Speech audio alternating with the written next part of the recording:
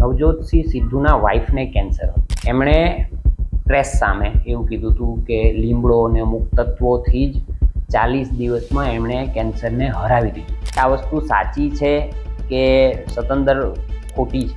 મારા મત પ્રમાણે if it is not scientifically proven તો હું એ વસ્તુને સ્વીકારીશ નહીં. હું પેરાસિટામોલ બનાવું છું યા તો હું ડોલો 65 બનાવું છું તો મારા જેવી બીજી 10 કંપનીઓ પણ બનાવે.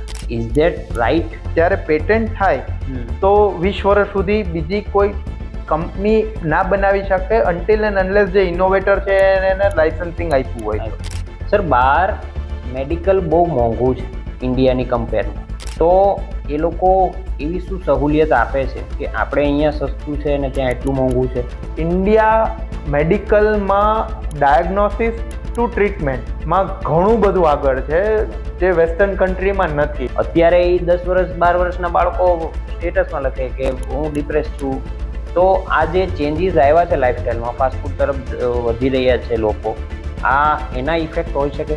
અત્યારના છોકરા તમે જોજો કે 4 વર્ષ 5 વર્ષના હોય ને અર્લી શુગર ઇન્ટેક થઈ જાય છે, જેને અર્લી શુગર ઇન્ટેક લે છે ને હાઈ અમાઉન્ટ ઓફ શુગર લે છે, એ બહુ એગ્રેસિવ હોય છે. પણ મેં ઘણા એવા પણ લોકો જોયા છે કે જેને કશું જ વ્યસન ના હોય તો બી આવું બીમારી થાય. મેજર કેન્સર થવાનું કારણ મારા હિસાબે જે આપણે ખાઈએ છીએ એમાં પેસ્ટિસાઇડનો રોલ ક્યાંક ને ક્યાંક છે. બીજું મારું માનવું છે કે જે પ્રકારનું પોલ્યુશન છે અત્યારે એના કારણે પણ ક્યાંક ને ક્યાંક કેન્સરના રોગો વધે છે. કેમ છો સર? એકદમ મજામાં. સર, ઘણા સમયથી આપણી વાત ચાલતી હતી, ક્યારેક તમારે અનુકૂળતા નથી, તમે બહાર હતા, તમે અનુકૂળ થયા તો હું બીમાર થઈ ગયો, અને આજે ભગવાનની દયાથી, દ્વારકાધીશની દયાથી ફાઇનલી આપણે શૂટ કરી રહ્યા છીએ. બિલકુલ બિલકુલ. સર, હું તમને પહેલા તો પૂછવા માંગીશ કે અહીંયા સુધીનો સફર તમારો, લાઈક સ્ટડી જોઈ લો, તમારી બાળપણથી તમારા આપણો જો કે એરિયો તો એક જ છે મોટા થવાનો, પણ કઈ રીતની પ્રેરણા અને કઈ રીતનું સ્કૂલિંગ, કોલેજ, ત્યાર પછી આ ફિલ્ડમાં? મનીષભાઈ, મારું સ્કૂલિંગ મોટા ભાગનું મેં જામનગરમાં કરેલું. જી વાહ. જામનગરમાં સ્કૂલિંગ કર્યા પછી હું બેચલર માટે પૂના ગયેલો. બરાબર. પૂના બેચલર કરી પાછું હું ફરી થોડા સમય માટે જામનગર ગયો. જામનગર થી પછી 2011માં હું અમદાવાદમાં આવ્યો. બરાબર. અને મેં માસ્ટર્સ કર્યું. જી. ને 2011 થી ત્યારથી અમદાવાદી થઈ ગયા. શું વાત છે! તો બેઝિકલી કાઠિયાવાડ ટુ અમદાવાદીનો સફર આટલો રહ્યો. રાઈટ. સર, તમારી જે લેબ છે એનું નામ છે એક્યુપ્રેક. મને આ નામનો જરા મીનિંગ તમે કઈ રીતનું, મીનિંગ શું છે ને કઈ રીતનું વિચાર્યું આ વસ્તુ? એક્યુપ્રેક બેઝિકલી 2 વર્ડમાંથી બન્યું છે, એક્યુરેસી અને પ્રિસિઝન. તો અમે જે કરીએ છીએ, અમે એવું ટ્રાય કરીએ કે અમારા કામમાં મેક્સિમમ એક્યુરેસી ને પ્રિસિઝન, જે બહુ ઇમ્પોર્ટન્ટ પાર્ટ છે, અમે જે કામ કરીએ છીએ એમાં મેક્સિમમ એક્યુરેસી ને મેક્સિમમ પ્રિસિઝન સાથે કરીએ. વાહ. જેથી સચોટ રિઝલ્ટ મળે અને જે બહુ ઇમ્પોર્ટન્ટ પાયાના શબ્દો છે અમારી. શબ્દો છે, બિલકુલ બિલકુલ. ને આપણી જે એક્યુપ્રેક લેબ છે એનો બેઝિક એક્યુપ્રેક કયા ફિલ્ડમાં કામ કરી રહી છે? સો બેઝિકલી એક્યુપ્રેક છે એ અમે ટેસ્ટિંગ કરીએ છીએ. અમે we are a testing laboratory. Okay. So ટેસ્ટિંગની જ્યારે વાત આવે તો અને લેબોરેટરીની વાત આવે તો સાધારણ માણસને એવું જ લાગે કે આ કોઈ પેથોલોજી લેબોરેટરી હશે કે કોઈ એવી લેબોરેટરી હશે કે જે CBC CRC કરતું હશે. બટ અમે લોકો pharmaceutical, medical devices, orthopaedic implant, food, chemical અને ડાઇસ પિગમેન્ટ ટેસ્ટિંગ કરીએ છીએ. ઓકે. સો આ એક એવું ક્ષેત્ર છે કે જેમાં અમે 14 અલગ અલગ વર્ટિકલમાં કામ કરીએ છીએ. અચ્છા. હા. સો અમારી પાસે 14 અલગ અલગ વર્ટિકલ હું ત્યારે તમને કહું તો સ્ટાર્ટિંગ ફ્રોમ એનાલિટિકલ ટેસ્ટિંગ, કે જે ટેસ્ટિંગ સોફિસ્ટિકેટેડ ઇન્સ્ટ્રુમેન્ટ ઉપર થતા હોય છે. પછી માઇક્રોબાયોલોજીકલ ટેસ્ટિંગ, જે માઇક્રોબિયલ લેબ હોય એની અંદર ટેસ્ટિંગ થતા હોય છે. હું તમને બહુ સરળ ભાષામાં કહું તો સ્ટરીલિટી ટેસ્ટ કરીએ કે ફોર એક્ઝામ્પલ કોઈ ઇન્જેક્શન છે જી એ સ્ટરાઇલ હોવું જોઈએ, કારણ કે ડાયરેક્ટ વેનમાં કે ડાયરેક્ટ મસ્ક્યુલર આપવાનું હોય છે. જી તો એ સ્ટરાઇલ ના હોય તો એ અંદર જઈને પ્રોબ્લેમ કરે. સો એ સ્ટરીલિટી ચેક થતી હોય છે માઇક્રોબિયલ લેબમાં. એ એક બહુ નાનો પાર્ટ છે માઇક્રોબિયલનો. બિલકુલ. પછી બાયોટેક ટેસ્ટિંગ કરીએ છીએ અમે, પ્રી ક્લિનિકલ ને ટોક્સિકોલોજીકલ ટેસ્ટિંગ કરીએ છીએ અમે. મેડિકલ ડિવાઇસમાં પર્ટિક્યુલરલી બાયોકમ્પેટિબિલિટી ટેસ્ટિંગ આવતા હોય છે, એ કરીએ છીએ અમે. ઓકે. સ્ટેબિલિટી સ્ટડી કરીએ છીએ કે જે બેઝિકલી સેલ્ફ લાઈફ ડિરાઈવ કરે. કોઈ પણ પ્રોડક્ટ છે જેમાં તમે પ્રોડક્ટની પાછળ જોતા હશો બેસ્ટ બિફોર 2 years 3 years, તો એ 3 years કેવી રીતના આવી, તો એના ઉપર પાછળ વિગરસ ટેસ્ટિંગ થતો હોય છે. Okay. Apart from that formulation development કરીએ છીએ અમે. અમે રિસર્ચ એન્ડ ડેવલપમેન્ટ સર્વિસીસ પણ આપીએ છીએ અમારા ક્લાયન્ટને. જ્યારે રિસર્ચ એન્ડ ડેવલપમેન્ટ કહું તો એની સાથે સાથે આઈપીઆર મેનેજમેન્ટ પણ કરીએ છીએ ક્લાયન્ટનું, અને અંતમાં ક્લિનિકલ સ્ટડી પણ કરીએ છીએ અમે. અપાર્ટ ફ્રોમ ધીસ અમે આયુષ પ્રોડક્ટ જે પણ હોય એનું ટેસ્ટિંગ કરીએ છીએ, અને સાથે સાથે ઘણા બધા ડાઈઝ ને પિગમેન્ટ જે આવતા હોય છે, બરાબર, જે હ્યુમન હેલ્થ કે હ્યુમન ટચમાં આવતા હોય છે, એવા કેમિકલ્સ કે એવા પિગમેન્ટ્સનું પણ ટેસ્ટિંગ કરીએ છીએ. વાહ, ગ્રેટ. સો સર, જે હું જો ઊંધું ના સમજતો હોઉં તો મને કરેક્ટ કરજો ઇફ યુ એમ રોંગ, કે જ્યારે એક ઓપરેશનમાં કોઈ ઓજાર વપરાય એ તમારી લેબમાંથી ટેસ્ટ થઈને નીકળ્યું હોય? સો ઓપરેશનમાં જે ઓજાર વપરાય, એટલે તમારી વાત બહુ સાચી છે કે હું મેડિકલ ડિવાઇસ કહું એટલે તમને સીધું એ જ ધ્યાનમાં આવે કે ઓપરેશનમાં જે વપરાતા હોય, પણ ઓપરેશનમાં જે વપરાતા હોય બધા સર્જિકલ ઇક્વિપમેન્ટ હોય. ઓકે. એ અમારે ત્યાં ટેસ્ટિંગમાં આવે, અમે એનું ટેસ્ટિંગ કરીને પણ આપીએ. એટલે એ એક પાર્ટ છે, પાર્ટ ઓફ યોર જોબ. હા, મેડિકલ ડિવાઇસની ફિલ્ડ ઇટસેલ્ફ ઘણી બધી મોટી છે. તો ફોર એક્ઝામ્પલ હું તમને કહું કે જે હમણાં નવું MD40 આવ્યું એમાં થર્મોમીટર છે, that is also medical device. હા, પછી એનું ક્લાસિફિકેશન અલગ અલગ કરવામાં આવ્યું છે, જે પ્રમાણે ક્લાસિફિકેશન છે એ પ્રમાણે એનું બિલકુલ ટેસ્ટિંગ થાય છે. બિલકુલ. બટ યા જે સર્જિકલ ઇક્વિપમેન્ટ્સ હોય એ બધાનું પણ ટેસ્ટિંગ થાય છે. ને સર, જે સર્જિકલ ઇક્વિપમેન્ટ હોય છે એ મોસ્ટલી એની ધાતુ કઈ હોય છે? કારણ કે જે કન્ટામિનેશનનો ખતરો રહે જ્યારે બી થતું હોય છે ઓપરેશન ત્યારે, અને મેં એવું પણ સાંભળ્યું છે કે કોઈ સર્જિકલ નાઇફ યા તો કોઈ બી જે અંગને અડે છે એ એક જ વાર ઓપરેશન માટે વપરાય છે, બીજી વાર આખું તમારે નવું લેવું પડશે? એઝ અ ડોક્ટરોની વાત કરું છું. ના, દર વખતે એવું નથી, પોસિબલ પણ નથી અને એવું થતું પણ નથી હોતું. એટલે એની માટે એક સેટ પ્રોસિજર હોય છે જે ડોક્ટરો જનરલી કરતા હોય છે એમના ઓપરેશન થિયેટરમાં. એ કોઈ પણ સર્જિકલ ઇક્વિપમેન્ટ, જે નાઇફ છે કે બીજું કોઈ ઇક્વિપમેન્ટ છે, એક વખત યુઝ થાય છે તો એને યુઝ થયા પછી એને 100% સ્ટરીલાઇઝ કરે છે લોકો. બરાબર. સો આ સ્ટરીલાઇઝેશન માટે ઓપરેશન થિયેટરમાં કદાચ તમે જોયું હશે, સ્ટરીલાઇઝેશન માટે ઓટોક્લેવ હોય છે. ઓટોક્લેવ એક એવું ઇન્સ્ટ્રુમેન્ટ આવે કે જેમાં સ્ટરીલાઇઝેશન પ્રોસેસ થાય. બરાબર. ઓટોક્લેવ એક પ્રોસેસ છે, બીજી ETO સ્ટરીલેશન થતા હોય છે ડિપેન્ડિંગ અપોન કઈ વસ્તુ છે એના ઉપર. બીજું તમે જે કીધું કે કઈ ધાતુનું બનેલું છે, સો મેજોરલી SS316L નું બનેલું હોય છે. એમાં પણ પાર્ટ આવે છે. SS316L છે ને એ પ્રકાર છે SS. તો એનું ગ્રેડિંગ કરેલું સ્ટેનલેસ સ્ટીલનું, તો ગ્રેડિંગ કરેલું છે SS202, SS304, SS316 અને SS316L. ઓકે. સો એ ગ્રેડિંગ એનું એવી રીતના કરેલું હોય કે ભાઈ એમાં મેટલનું પર્સન્ટેજ અપડાઉન હોય. હું તમને કહું ને કે it is proven to accommodate less microorganism. Okay. જી, સમજાઈ ગયું. સો એનાથી જે માઇક્રો ઓર્ગેનિઝમને લીધે જે ઇન્ફેક્શનનો ખતરો એકદમ ઓછો થઈ જતો. હા ને? બરાબર. તો આ સ્ટેનલેસ સ્ટીલ પણ અલગ અલગ જાતના હોય છે. જે ઇન્ડસ્ટ્રીયલ વપરાતા હોય તે અલગ હોય છે, જે હોસ્પિટલના આપણે ઓપરેશનમાં વપરાતા હોય તે અલગ હોય છે, રાઈટ?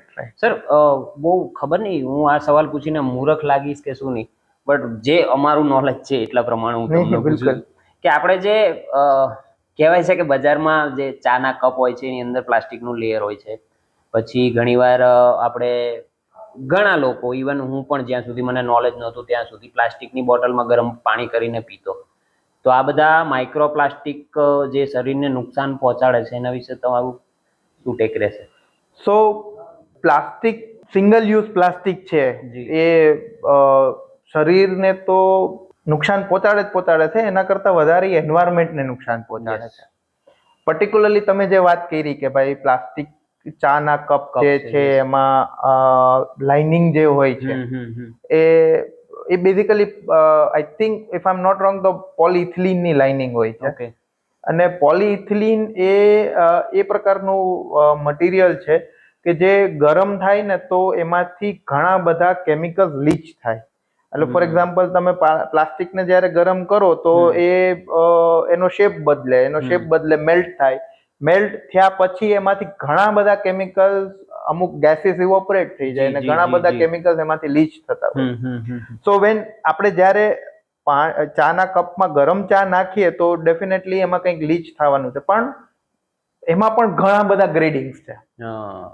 પોલીઇથિલિન એક લેવલ સુધી નુકસાનકારક નથી હોતું, પણ એક લેવલ કરતા વધારે જ્યારે એમાંથી કેમિકલ લીચ થાય છે ત્યારે ડેફિનેટલી નુકસાનકારક હોય છે. બેઝિકલી હવે કુલ્લડમાં ચા પીવાની પ્રિફર કરવાની, 5 રૂપિયા કદાચ એક્સ્ટ્રા આપવા પડે તો બિલકુલ, કારણ કે આપણને ખબર નથી આમાં કયું પ્લાસ્ટિક વપરાયું છે. ડેફિનેટલી. સર, મે બી આ મારા મનનો સવાલ છે, જે અત્યારે કેન્સર વધી રહ્યું છે. આજે જ એક મારા મિત્રનો ફોન હતો કે મોઢાનું કેન્સર છે જે ટોબેકોથી થતું હોય મેઇનલી, પણ મેં ઘણા એવા પણ લોકો જોયા છે કે જેને કશું જ વ્યસન ના હોય, રાઈટ, તો બી આવું બીમારી થાય. હું પરફેક્ટ આન્સર નથી ચાહતો, બટ વાય જેનેટિક તો આઈ ડોન્ટ થિંક કે કેન્સર હોઈ શકે. ઘણી બધી રિસર્ચ એની પાછળ ચાલી રહી છે. તમે જે કીધું જેનેટિક પાછળ, પણ તમે જે કીધું કે ઘણા વ્યક્તિને જેને વ્યસન હોય એને કેન્સર થાય, તો તમે માની શકો ભાઈ એને વ્યસન હતું ને કેન્સર થયું. ઘણા વ્યક્તિને વ્યસન જે કઈ નખમાં વ્યસન નથી, આપણે એવું કહીએ કે એને નખમાં વ્યસન નથી અને આપણે એને કેન્સર થાય. સો બેઝિકલી આ બધી વસ્તુઓ જે છે એ મારા મત પ્રમાણે આ બધી જે પ્રમાણે લાઈફસ્ટાઈલ ચેન્જીસ થાય છે. કેન્સર એવું નથી કે આજે જ આવ્યું છે. કેન્સર આજથી 100 વર્ષ પહેલા હતું ને 150 વર્ષ પહેલા પણ હતું. બિલકુલ બરાબર, પણ ક્યારેક ખબર પડતી લોકોને, ક્યારેક ખબર ના પડતી, એમનેમ એક્સપાયર થઈ જતા કે એમનેમ કંઈ પણ એને થઈ જતું. બિલકુલ બરાબર. રિસર્ચ થઈ, ખબર પડી કે આ જે દર્દ છે કે આ જે ડિસીઝ છે એને કેન્સર કહેવાય. એના પછી લોકોને ખબર પડી કે ભાઈ cancer. But coming back to the તમારો મેઇન ક્વેશ્ચન હતો કે ભાઈ વ્યસન વગરના લોકોને, તો એનું કારણ મોટા ભાગનું મારા મત પ્રમાણે એવું છે કે જે પ્રમાણે અત્યારની મોડર્ન લાઈફસ્ટાઈલ છે, મોડર્ન લાઈફસ્ટાઈલમાં હું જે શહેરીજનોની લાઈફસ્ટાઈલ છે એની વાત નથી કરતો, એના સિવાયની જે ફોર એક્ઝામ્પલ અત્યારના આપણે, તમે જાણો છો, તમે ખેડૂત પુત્ર છો, તમને ખ્યાલ છે કે હવે આપણે આજે દવાઓ નથી છાંટતા આપણા ગમે જે પણ વાવેતર હોય એમાં, શાકભાજી હોય એમાં, તો એ કશું થતું નથી. એ નથી થતું એનું કારણ છે કે over a period of time એમાં જે ચેન્જીસ આવ્યા એના કારણે આપણે છાંટીએ છીએ. પેસ્ટિસાઇડ અમુક લેવલ સુધી તો તમારી જે તમે ખાવાના છો એમાં રહેવાનું જ છે, એ તમે બાદ નથી કરી શકતા એમાંથી. એટલે મેજર કેન્સર થવાનું કારણ મારા હિસાબે જે આપણે ખાઈએ છીએ એમાં પેસ્ટિસાઇડ નો રોલ ક્યાંક ને ક્યાંક છે.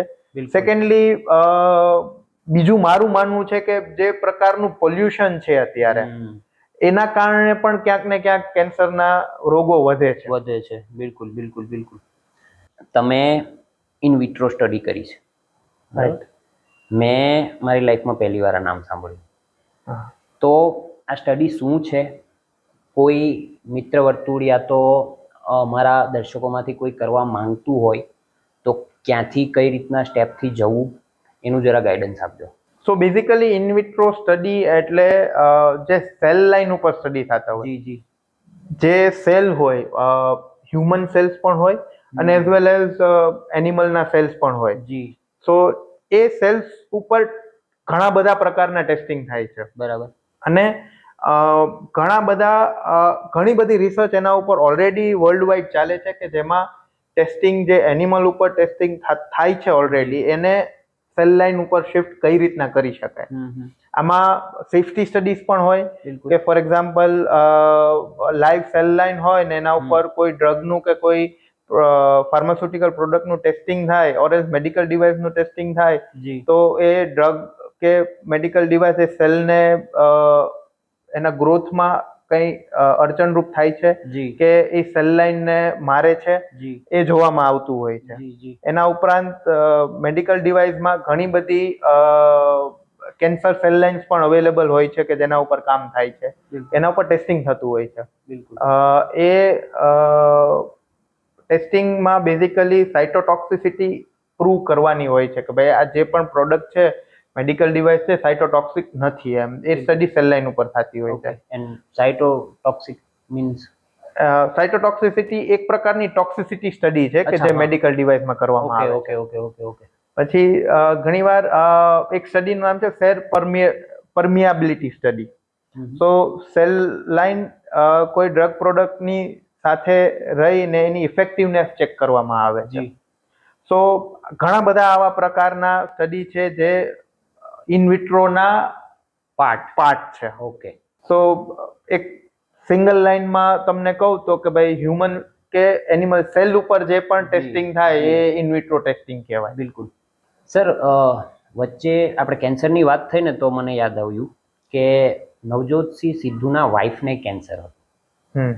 એમણે પ્રેસ સામે એવું કીધું હતું કે લીમડો અને અમુક તત્વોથી જ 40 દિવસમાં એમણે કેન્સરને હરાવી દીધું. એન્ડ મારા મત મુજબ જ્યાં સુધી કેન્સર પાછું આવે ના આવે, જ્યાં સુધી એને તમે પ્રોપર વેમાં ટ્રીટમેન્ટથી કાઢો નહીં, તો બી ઇફ ક્યાંક રહી ગયું હોય તો આવે. જે રીતે તમે સેલમાં કેન્સર હોય તો બી આવે. તો તમે નવજોતસિંહ સિદ્ધુની વાતથી કેટલા એગ્રી થશો યા તો એનું શું ખંડન કરશો કે આ વસ્તુ સાચી છે કે સતંદર ખોટી છે? પર્સનલ લેવલ ઉપર મારું મત કહું તો આ વસ્તુ સાયન્સની જ્યારે વાત કરીએ તો મારા મત પ્રમાણે if it is not scientifically proven તો હું એ વસ્તુને સ્વીકારીશ નહીં. બરાબર છે. હા, અને એટ ધ સેમ ટાઈમ હું એ પણ કહીશ કે જેમ તમે કીધું કે ભાઈ ફાસ્ટિંગ કે લીમડો પર્ટિક્યુલરલી, તો ઘણા બધા એવા પ્લાન્ટ છે કે એવા પ્લાન્ટના એક્સટ્રેક્ટ છે કે જેની એન્ટી કેન્સર એક્ટિવિટી હોય છે અને એની ઉપર પેપર પબ્લિશ થયેલા છે. અને ઘણી વખતે બેઝિકલી સાયન્સના મત પ્રમાણે એને સાબિત કરેલું છે કે ભાઈ આમાં અમુક લેવલના કેન્સર સેલ ઉપર આ વસ્તુ કે લીમડો કે બીજું કશું એ કામ કરે છે કે આપણી આયુર્વેદિક દવાઓ કામ કરે છે.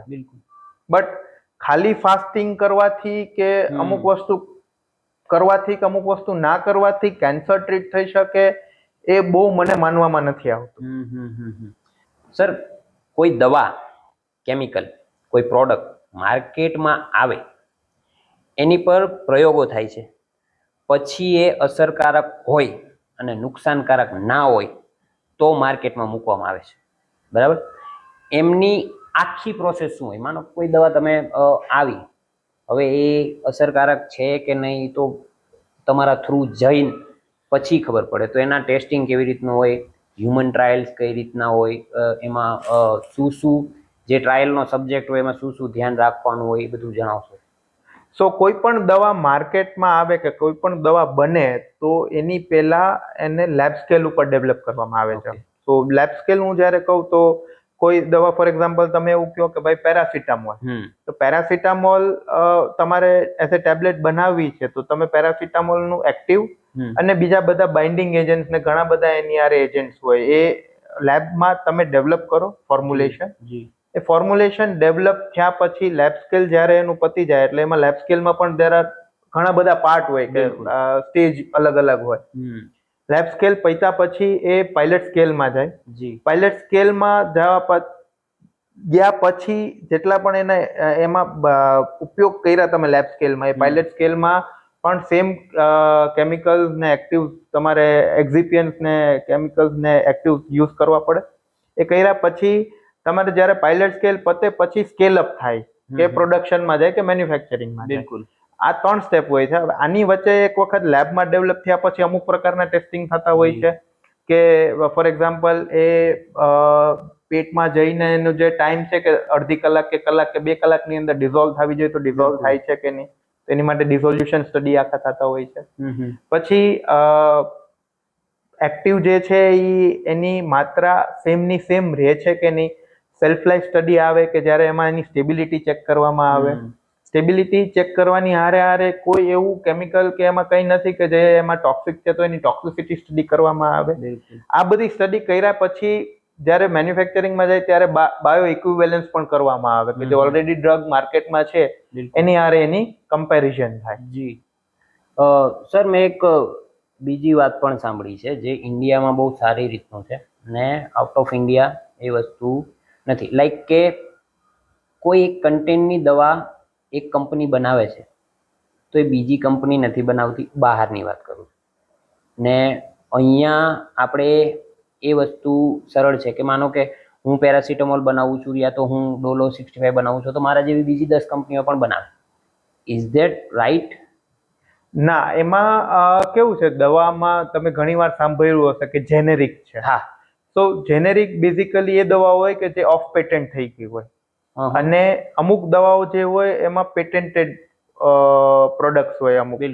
તો એ જે જ્યારે પેટન્ટ થાય તો 20 વર્ષ સુધી બીજી કોઈ કંપની ના બનાવી શકે અન્ટિલ એન્ડ અનલેસ જે ઇનોવેટર છે એને લાયસન્સિંગ આપ્યું હોય. સો એવું નથી કે ઇન્ડિયામાં થાય છે ને બારે નથી થતું. બારે પણ તમે જાશો તો તમને પેરાસિટામોલ 15 કંપનીની મળશે. બીજી જે જેનેરિક મેડિસિન છે એ ઘણી બધી કંપનીઓ બનાવતી હશે, પણ જે પેટેન્ટેડ દવાઓ છે એ દવા જે ઓફ પેટન્ટ નથી થતી ત્યાં સુધી જે કંપનીએ જેને લાયસન્સ આપ્યું હોય ત્યાં સુધી એ જ કંપની બનાવે છે. Great sir. સર, બહાર મેડિકલ બહુ મોંઘું છે ઇન્ડિયાની કમ્પેરમાં, તો એ લોકો એવી શું સહુલિયત આપે છે કે આપણે અહીંયા સસ્તું છે અને ત્યાં એટલું મોંઘું છે? સો એમાં એ લોકો કઈ વધારાની સહુલિયત નથી આપતા, પણ મને એવું લાગે છે ને I am very proud of that કે ઇન્ડિયા મેડિકલમાં ડાયગ્નોસિસ ટુ ટ્રીટમેન્ટ માં ઘણું બધું આગળ છે જે વેસ્ટર્ન કન્ટ્રીમાં નથી. હું હમણાંની જ એક વાત કરું, મારા એક બહુ ક્લોઝ રિલેટિવ છે, એમને માઇગ્રેનનો પ્રોબ્લેમ હતો. અલ્ટિમેટલી અહીંયા આવીને ડાયગ્નોસિસ થયું લાસ્ટ વીકમાં.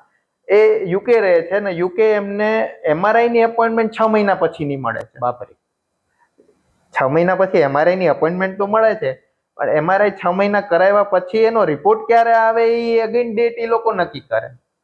સો બેઝિકલી ઘણા બધા રીઝન છે એમાં કે આપણે ત્યાં હેલ્થકેર ઘણું બધું સસ્તું છે. એનું કારણ એ છે કે આપણે ત્યાં ફોર એક્ઝામ્પલ કોઈ એક ડોક્ટર હોય તો એ ડોક્ટર નું પર આર ઇન્ડિયામાં તમે જોવા જાવ તો ઘણું બધું ઓછું ના કહેવાય પણ ઇન્ડિયાના પ્રમાણે ઘણું બધું હોય, પણ એ જે તમે યુકે કે કોઈ વેસ્ટર્ન કન્ટ્રીમાં જાવ તો અહીંયા 10 ટાઈમ વધારે હોય આપણા ડોક્ટર કરતા. યસ. ઓકે. એટલે એટલા માટે આપણે અહીંયા હેલ્થકેર ચીપ છે અને plus at the same time જે સ્કેલ ઉપર આપણે હેલ્થકેર ડેવલપ થાય છે. તમે જોતા હશો કે લગભગ અમદાવાદ જેવા સિટીમાં કે કોઈ એક એરિયા તમે પકડો, ફોર એક્ઝામ્પલ તમે બોપલ એરિયા પકડો તો પણ ત્યાં બોપલમાં દર મહિને એક નવી હોસ્પિટલ કે નવું ક્લિનિક ખુલે છે. સો જે સ્કેલ છે એ ઘણો મોટો છે. હવે એના કારણે ઇન્ડિયા માટે મેડિકલ ટુરિઝમ પણ ડેવલપ એટલું ને એટલું થાય છે. તમે અમદાવાદની ઘણી હોસ્પિટલમાં જોશો કે તમને ઘણા બધા આફ્રિકન પેશન્ટ જોવા મળે છે. એક તો એના કન્ટ્રીમાં એ સુવિધા નથી, સુવિધા છે તો આ લેવલની નથી, અને એના કારણે ઘણા બધા મલ્ટી સ્પેશિયાલિટી હોસ્પિટલ ઇન્ડિયામાં અને પર્ટિક્યુલરલી ગુજરાત જેવા સ્ટેટમાં સક્સેસફુલ છે. બિલકુલ. સો એ લોકો, મેં અમુક ત્યાં મિત્રો છે ને મારા યુએસમાં, એમના થ્રુ સાંભળેલું કે ઘણીવાર જે સેમ સર્વિસ તમને અહીંયા 10 ગણા ચાર્જમાં મળે ને એની કરતાં યુએસ સિટીઝન એ પૈસાની 10 ગણી ઓછી ટિકિટ લઈને ઇન્ડિયા જઈને એ ઈલાજ કરાવી આવે. બિલકુલ. અને એ એટલે જ ને એ મેડિકલ ટુરિઝમ છે. મેં તમને જે કીધું એમ કે એ ટુરિઝમ મેડિકલ માટે અહીંયા આવે છે. એ હશે કદાચ યુએસ ના સિટીઝન, પણ કદાચ એને ઇન્ડિયા બીજા કોઈ કામ આવું ના આવું એ સેકન્ડરી છે, પણ મેડિકલ માટે ઇન્ડિયા આવે તો ઘણું સસ્તું પડે, પ્રોપર ડાયગ્નોસિસ થાય ને ટાઈમલી ડાયગ્નોસિસ થાય. બિલકુલ. હા, એટલે મને તો એટલા સુધી ત્યાં એ લોકોએ કીધું કે અહીંયાના તમે 2 ધક્કા ખાવ ને યુએસમાં હોસ્પિટલના, એટલામાં તમે ઇન્ડિયાથી યુએસની ટિકિટના 10 ધક્કામાં થઈ જાય. કદાચ 10 ધક્કા ખાવા પડે ને પેશન્ટને તો બી એ ઇન્ડિયા ખાશે, પણ અહીંયા નહીં જાય, જસ્ટ બીકોઝ ઓફ એટલું એક્સપેન્સિવ છે. સો એમાં એક્સપેન્સિવ થવામાં છે ને ઘણા બધા વેસ્ટર્ન કન્ટ્રીઝમાં જેમ કે NHS કરીને સિસ્ટમ છે કે જેમાં એ લોકોને હેલ્થકેર 100% ફ્રી છે, પણ સામે એટલા ડોક્ટરો નથી, સામે એટલી ફેસિલિટી નથી. અને બીજું એક રીઝન જે મને હમણાં જે મેં તમને કીધું કે ભાઈ મારા કોઈ રિલેટિવ હતા ને યુકે થી અહીંયા આવીને ડાયગ્નોસિસ કરાય. બિલકુલ. તો એને મને કીધું કે તમે પર્ટિક્યુલરલી યુકેમાં એ લોકો જ્યાં સુધી 100% શ્યોર ના હોય કે ભાઈ તમને આ જ બીમારી છે ત્યાં સુધી એ તમને પેપર ઉપર લખીને નહીં આપે. બીકોઝ માની લો કે એ બીમારી એને લાગ્યું ડોક્ટરને કે ભાઈ આ બીમારી છે, અને એટ ધી એન્ડ એ બીમારી ના નીકળી તો પેશન્ટ ડોક્ટરને શું કરી શકે. એટલે એ લોકો એ લેવલનું રિસ્ક એલિમિનેટ કરીને રિપોર્ટ્સ આપે છે કે એલિમિનેટ કરીને ડાયગ્નોસિસ આપે છે. પણ એમાં એ એલિમિનેટ કરવામાં કદાચ જે પેશન્ટ હોય ખુદ એલિમિનેટ થઈ જાય એટલે ટાઈમ ટેકિંગ પ્રોસેસમાં તો પોસિબલ ઓલ ધ ચાન્સીસ. તમને હું એક રમૂજની વાત કરીશ અત્યારે થોડા હટીને. તમે ખંભાળિયામાં બરછા ડોક્ટરનું નામ કદાચ જો સાંભળ્યું હોય તો, એમનો ગજબનો સ્વભાવ છે. ગજબનો એટલે લિટરલી હું ગયો તો જસ્ટ મને શરદી તાવ હતો એની દવા લેવા, એક પેશન્ટ આવ્યા, એમના વાઈફને લઈને આવ્યા કે 2-3 દિવસથી અશક્તિ છે બેનને. એમ તો એમનો જવાબ શું હતો ખબર? કઈ નથી, આળસુ એ કામ નથી કરવું એટલે આને કઈ નથી, હું આંખ જોઈને કહી દઉં આ ખોટી છે એ કે. અને આ વસ્તુને લીધે 2-4 વાર એમણે માર ખાધા. જે બી ખંભાળિયાના વ્યુઅર્સ છે, જામનગરના વ્યુઅર્સ છે, બરછા સાહેબની ખબર હશે, બટ આ વસ્તુ છે કે નહીં મને કમેન્ટ કરીને કહેજો.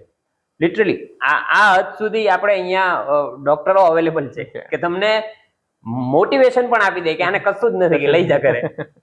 સર, વિદેશમાં પણ તમારી બ્રાન્ચીસ છે, રાઈટ? એ બ્રાન્ચીસ કઈ રીતનું વર્ક કરે છે જરા જણાવશો? તો યુએસમાં ને કેનેડામાં અમારી 2 સ્ટ્રેટેજિક ઓફિસીસ છે, પર્ટિક્યુલરલી બિઝનેસ ડેવલપમેન્ટ ઓફિસ કહી શકો તમે એને. અને હવે અમે ફૂલ ફ્લેજ યુએસમાં આગામી સમયમાં, ટૂંક સમયમાં અમે એક જોઈન્ટ વેન્ચર કરીએ છીએ, એક ફેસિલિટી યુએસમાં પણ ડેવલપ કરીએ છીએ. અને તમને ખ્યાલ હશે કે યુએસ હેલ્થકેરમાં ઘણું બધું આગળ છે, પર્ટિક્યુલરલી અમારા ફિલ્ડમાં, ફાર્મા ફિલ્ડમાં ઘણી બધી મોટી મોટી કંપનીઓ છે, એ બધી યુએસ બેઝ. બિલકુલ બિલકુલ. સર, તમે ત્યાં બિઝનેસ સ્થાપ્યો એટલે તમને લાઇસન્સિંગની બધી જ આઈડિયા હશે કે અહીંયા પણ તમારી લેબોરેટરીઝ છે, ત્યાં પણ હવે તમે શરૂઆત કરવા જઈ રહ્યા છો. તો યુએસની લાઇસન્સિંગ પ્રોસેસ કઈ રીતની હોય, ઇન્ડિયાની કઈ રીતની હોય, ને કઈ લેન્ધી હોય કે કઈ વધારે સ્ટ્રિક્ટ હોય? સો બેઝિક ફરક હું તમને કહું કે યુએસની પ્રોસિજર ને ઇન્ડિયન પ્રોસિજરમાં, તો એ યુએસ મોટા ભાગનું, એટલે હું તમને કહું કે ભાઈ 99% બધું ઓનલાઈન છે. ઇવન આપણે પણ હવે આ ડિજિટલાઇઝેશનના જમાનામાં જઈએ છીએ એટલે ઓનલાઈન ઘણું બધું થઈ ગયું છે. બિલકુલ. જેવી રીતના તમે ઇન્ડિયામાં for example testing laboratory register કરવા જાઓ તો તમારે રજીસ્ટર કરવા પહેલા ઘણા બધા સ્ટેપ હોય છે. યુએસમાં પણ સેમ ઘણા બધા સ્ટેપ પાર કરીને કે તમારી સિસ્ટમ ડેવલપ હોવી જોઈએ, તમારો ફ્લોર પ્લાન એ પ્રકારનો હોવો જોઈએ, તમારી ફેસિલિટી એ લેવલની હોવી જોઈએ. પછી એ લોકો ઓડિટમાં આવતા હોય છે એક વખત તમે રજીસ્ટર કરો પછી. સેમ આપણે અહીંયા પણ આપણા FDCAમાં CDSCOમાં રજીસ્ટર કરીએ પછી એ લોકો ઓડિટમાં આવતા હોય છે. ઓડિટમાં આવ્યા પછી બધું જો એ લોકોને બરાબર લાગે તો એ લોકો તમને સર્ટિફિકેટ આપતા હોય છે, અને જેનાથી અમારા જેવી લેબોરેટરી ટેસ્ટ રિપોર્ટ રિલીઝ કરી શકે ટેસ્ટિંગ કર્યા પછી. બિલકુલ બિલકુલ બિલકુલ. સર, તમારું સ્ટડી બેકગ્રાઉન્ડ અલગ છે, તમારું હાલનું ફિલ્ડ અલગ છે. તો જે ભણ્યા એનાથી અલગ ફિલ્ડમાં આવવાનું મોટિવેશન શું હતું? એમાં મનીષભાઈ એવી છે, હું 2011માં જ્યારે માસ્ટર્સ કરવા અમદાવાદ આવ્યો ત્યારે મને હાર્ડલી 2-3 ફાર્મા કંપનીના નામ ખબર હતા. ઓકે. પછી મેં MBA કર્યું અમદાવાદમાં, હું 3 વર્ષ રહ્યો. જી. 3 વર્ષ પછી મને ખ્યાલ આવી ગયો કે ભાઈ અમદાવાદની ઇકોસિસ્ટમ એવી છે કે જે ફાર્મા ડેવલપ અહીંયા થયું છે છેલ્લા 15 કે 20 વર્ષમાં. બિલકુલ. એમાં અમદાવાદમાં ઘણો બધો સ્કોપ છે. એટલે અને તમે આપણે અમદાવાદથી રાજકોટ તરફ જતા ચાંગોદર અને ચાંગોદર પછી મોરૈયા પછી બાવડા અને બાવડાથી આગળ કેરેલા, ત્યાં તમે જાઓ તો તમને ખબર છે કે એ રોડ ઉપર બધી જ ફાર્મા કંપનીઓ છે. એટલે જેટલી વાર આવતો જાતા જોઈ ત્યારે આ બધી મોટી મોટી ફાર્મા કંપનીઓ જોઈને હું I was fascinated by that કે ભાઈ અમદાવાદમાં રહેવું હોય તો pharma is a good scope. પણ ધ ચેલેન્જ વોઝ કે ભાઈ હાઉ કમ મારું બેકગ્રાઉન્ડ ફાર્મા નથી પણ ફાર્મામાં કેવી રીતના કંઈ કરી શકે. એટલે ઇટ ઇઝ મોર ડિફિકલ્ટ કે જ્યારે તમારું બેકગ્રાઉન્ડ ના હોય ને તમારે 0 થી 100 સુધી પહોંચવાનું. રાઈટ. સો હું છે ને સબકોન્શિયસ માઇન્ડ ના પાવર ઉપર ઘણું બધું બિલીવ કરું છું. તો સબકોન્શિયસલી મને ઘણા સમયથી એવો વિચાર આવતો કે ભાઈ ફાર્મામાં કંઈક કરવું જોઈએ. So at the same time as soon as મેં મારું માસ્ટર્સ પૂરું કર્યું, જે મારા કલીગ છે અત્યારના, મારા પાર્ટનર છે ડોક્ટર રીના અને ડોક્ટર મનીષ, એમણે આ ફેસિલિટી ચાલુ કરી હતી.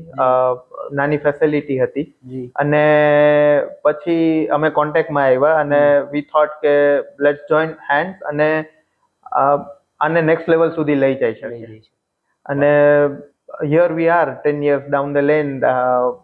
અમે ત્યારે ચાલુ કર્યું હતું ત્યારે 2000 સ્ક્વેર ફીટની ફેસિલિટી હતી. બિલકુલ. અત્યારના અમારી પાસે અપ્રોક્સ 1.5 લાખ સ્ક્વેર ફીટની ફેસિલિટી છે અને 20 જેટલા એક્રેડિએશન્સ છે. અમે 60 કન્ટ્રીના ક્લાયન્ટ્સ છે અમારી પાસે. મોર દેન 1200 ક્લાયન્ટ્સ હશે એઝ ઓન ડેટ અને અમે we are working on it. So તમારું જે ખુદ એક પર્સનલ જ વસ્તુ હું કહું છું કે એક્યુપ્રેક જે રિસર્ચ છે એ ઓલમોસ્ટ 20,000 જણાને રોજી યા તો આજીવિકા પ્રોવાઈડ કરતું હશે. કારણ કે જે તમારા ક્લાયન્ટ્સ છે એનાથી એ બી તો રાખતા હશે ને લોકોને. So it is other way around. હું મને કહીશ કે અમારા જે ક્લાયન્ટ છે એના થકી અમે છીએ, અમારા થકી અમારા ક્લાયન્ટ નથી. તો બેઝિકલી એ લોકો મેન્યુફેક્ચરર્સ છે, એ મેન્યુફેક્ચર કરે છે, અમે ટેસ્ટિંગ કરીએ છીએ અને અમે બે ગાડીના 4 ટાયરની જેમ છીએ. એટલે બંને જોડે જોડે ચાલીએ છીએ તો એમનો પણ ગ્રોથ થાય છે અને સાથે સાથે અમારો પણ. બધા ચાલે સરખા તો વ્યવસ્થિત. Yes, great sir. સર તમે ફૂડ ટેસ્ટિંગ પણ કરો છો, ઠીક છે. મારો એક એ સવાલ છે કે જે આપણું ઇન્ડિયન ટ્રેડિશનલ ફૂડ છે ને જે ફાસ્ટ ફૂડ છે, ચાલો ફાસ્ટ ફૂડ ડેન્જર તો છે જ, એ કોઈ એવી વેદ ભણવાની વાત નથી કે ફાસ્ટ ફૂડ તો આમ ડેન્જર તેમ ડેન્જર, બધાને ખબર છે, ખાઈએ પણ છે એ પણ છે. પણ તમારા એના વિશે શું મત રહેશે કે એક બાજુ ઇન્ડિયન ટ્રેડિશનલ ફૂડ છે, એક બાજુ જે ફાસ્ટ ફૂડ છે એ છે. ઇવન હું તમને પર્સનલી પ્રિફર કરું તો સત્ય જાણ્યા પછી તમે એ વસ્તુ ખાવી પસંદ કરશો? સો ફાસ્ટ ફૂડ તમે જેમ કીધું કે ભાઈ એ હાનિકારક તો છે જ ક્યાંક ને ક્યાંક. ફાસ્ટ ફૂડ કરતા ફાસ્ટ ફૂડમાં વપરાતા ઇન્ગ્રીડિયન્ટ્સ કેટલા હાનિકારક છે એ વધારે ઇમ્પોર્ટન્ટ સવાલ છે. ફોર એક્ઝામ્પલ તમે જોવો જ છો કે ભાઈ આપણે આટલા કિલો ડુપ્લિકેટ ઘી પકડાણું, આટલા કિલો ડુપ્લિકેટ પનીર પકડાણું, આટલા કિલો ડુપ્લિકેટ બ્રેડ પકડાણી, કે જેટલું પણ ડુપ્લિકેશન થાય છે બધું, એ મારા હિસાબે વધારે હાનિકારક છે. અને તમારો જે સવાલ છે કે ભાઈ ટ્રેડિશનલ ફૂડ વિશે ફાસ્ટ ફૂડ, સો અમે છે ને એક ઘણા સમય પહેલા એક સ્ટડી કર્યો હતો, બહુ નાના સ્કેલ ઉપર સ્ટડી હતો. તો બેઝિકલી એ સ્ટડીમાં એવું હતું કે અમે અલગ અલગ રેસ્ટોરન્ટમાં છોકરાઓ અમારા જતા. બિલકુલ. અને એ ફોર એક્ઝામ્પલ કોઈ જમવા આવ્યું તો જમવા પહેલા એની પાસે એક મેમરી અને અમુક બીજા ઇન્ટેલેક્ચ્યુઅલ એની ટેસ્ટ કરવા માટેના અમુક ટેસ્ટ કરતા. યસ. સો એમાં ઘણા બધા અને એક એના જયમાં ના 5-10 મિનિટ કે 15 મિનિટ પછી કરતા. સો એમાં અમે જે આપણું નોર્થ ઇન્ડિયન ફૂડ છે, પછી નોર્થ ઇન્ડિયન ઇવન વેજીટેરિયન ને north Indian non vegetarian as well, પછી જે આપણું ટ્રેડિશનલ ફૂડ છે, જે આપણું દેશી ખોરાક જે કહીએ એ, એના પછી સાઉથ ઇન્ડિયન ફૂડ, અને આઈ થિંક હજી એક ચાઇનીઝ ફૂડ. તો આ 4 અલગ અલગ પ્રકારમાં અમે અલગ અલગ રેસ્ટોરન્ટમાં મૂકેલા ને એમને અહીંયા ટેસ્ટ કર્યું કે ભાઈ જમવા પહેલા એક ઇન્ટેલેક્ચ્યુઅલ ને મેમરી ટેસ્ટ લઈએ એનો, ને જમ્યા પછી લઈએ તો બેમાં કેટલો ડિફરન્સ પડે છે. બિલકુલ. અને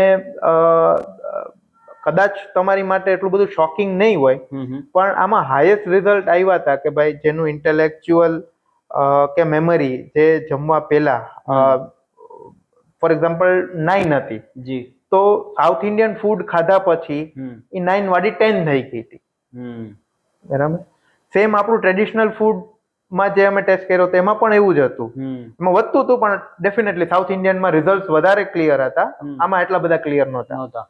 અને જે નોન વેજીટેરિયન ફૂડ હતું એમાં એ ડિક્લાઇન થતું હતું, એની મેમરી પણ ડિક્લાઇન થતી હતી ને એની ઇવન ઇન્ટેલેક્ચ્યુઅલ પણ ડિક્લાઇન થતી હતી. એ અમે સારા નંબર ઓફ સબ્જેક્ટ્સ ઉપર આ ટેસ્ટ કર્યું હતું અને એમાંથી આ રિઝલ્ટ મળ્યા હતા અમને. સો બેઝિકલી આપણી હેલ્થને તો ક્યાંક ને ક્યાંક આ ફાસ્ટ ફૂડ ડિટોરિએટ કરે છે, પણ આપણા ઇન્ટેલેક્ચ્યુઅલને પણ કરે છે કે જે આપણને ખબર નથી પડતી. યસ. હા, આમ બી નવી પેઢીમાં એ વસ્તુ થોડી જોવા મળે છે. યસ, તમે બહુ સારી વાત કરી. અત્યારના છોકરા તમે જોજો કે 4 વર્ષ 5 વર્ષના હોય ને અર્લી શુગર ઇન્ટેક થઈ જાય છે, જેને અર્લી શુગર ઇન્ટેક લે છે ને હાઈ અમાઉન્ટ ઓફ શુગર લે છે, એ બહુ એગ્રેસિવ હોય છે. બહુ વધારે પડતા એગ્રેસિવ હોય છે. એનું કારણ ઘણા બધા સ્ટડીઝમાં એવું આવ્યું કે હાઈ શુગર ઇન્ટેક છે. સો ઓબેસિટી, પછી જે અગ્રેશન, પછી લિટરલી જ્યારે અમે નાના હતા ત્યારે મા બાપનો માર તો ડિપ્રેશન કિલર હતો. ડિપ્રેશન શું હોય તો પહેલા તો આપણે ખબર ના હોય, મા બાપને તો ખબર જ ના હોય કે ડિપ્રેશન ને શું કહેવાય. અત્યારે એ 10 વર્ષ 12 વર્ષના બાળકો સ્ટેટસમાં લખે કે હું ડિપ્રેસ છું. તો આ જે ચેન્જીસ આવ્યા છે લાઈફસ્ટાઈલમાં, ફાસ્ટ ફૂડ તરફ વધી રહ્યા છે લોકો, આ એના ઇફેક્ટ હોઈ શકે. આંખના નંબર તમે જોઈ લો. હા, તો આંખના નંબર વાળા વાત કરીએ તો ડેફિનેટલી જે સ્ક્રીન ટાઈમ વધે છે અને નાની ઉંમરમાં સ્ક્રીન ટાઈમ વધે છે, એ બહુ મોટું કારણ છે આ આવવામાં. હવે તમે જોશો કે કોવિડ દરમિયાન જે બધી સ્કૂલો ઓનલાઈન થઈ ગઈ હતી, તો આ જે ચેન્જીસ આવે છે આપણી લાઈફસ્ટાઈલમાં, કે આપણે જે રીતના દુનિયામાં ઇવોલ્વ કરીએ છીએ, એના કારણે આ બધા ડિસઓર્ડર્સ કે આ બધી ડિસીઝીસ જનરેટ થાય છે. સર, આપણા કન્વર્ઝેશનમાં વચ્ચે આયુષ શબ્દ આવ્યો હતો.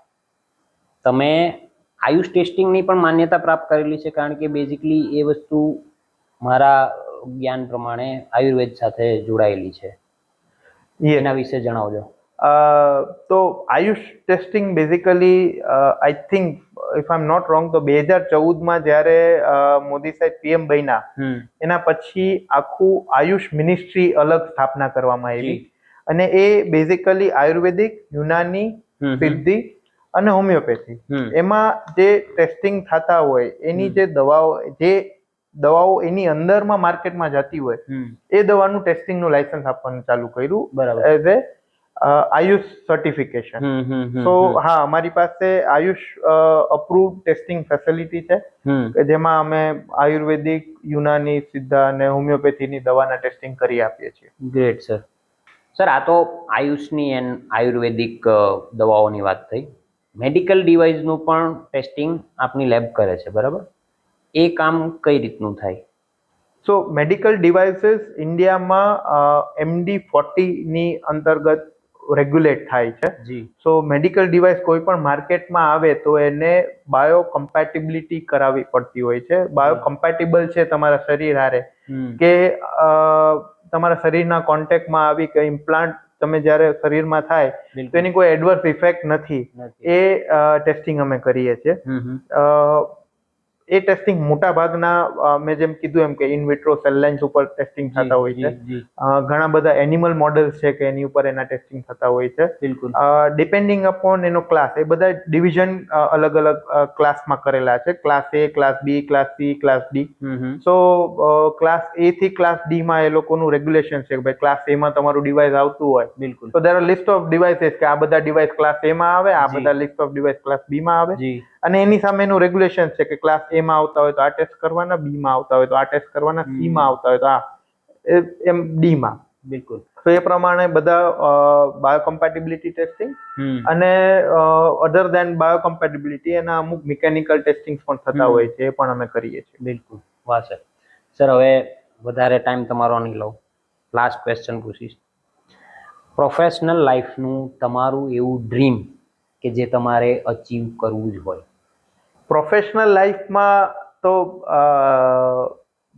એક્યુપ્રેકની જ્યારે હું વાત કરું તો એક્યુપ્રેક અમે અત્યારના અમારી ફેસિલિટી ઇન્ડિયામાં અમદાવાદમાં છે. અમે ટૂંક સમયમાં યુએસમાં અને કેનેડામાં પણ મેં તમને જેમ કીધું એમ કે એક ફેસિલિટી ડેવલપ કરીએ છીએ. અને એટલીસ્ટ ઇન્ડિયામાં બીજી 5-1 બ્રાન્ચો થઈ જાય. વાહ. બાય 2030 એ અમારું વિઝન છે. અને અમે 1000 લોકો કરતા વધારે લોકોને એમ્પ્લોયમેન્ટ આપી શકીએ. વાહ. એ અમારું ડ્રીમ છે. બિલકુલ સર. તમે તમારું ડ્રીમ જ બીજાને હેલ્પફુલ થવા માટેનું છે, તમારું ફિલ્ડ પણ એ છે. તો બિલકુલ 5 નહીં, હું તો કહું 2030 સુધીમાં 6 થી 8 થી 10 બ્રાન્ચો તમારી થઈ જાય.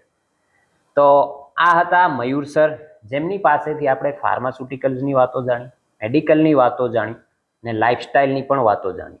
શું કરવું, શું ના કરવું જોઈએ, તમારા મત મુજબ વિચારીને આગળ વધજો. જય શ્રી કૃષ્ણ, જય સિયારામ. નેક્સ્ટ એપિસોડમાં મળશું.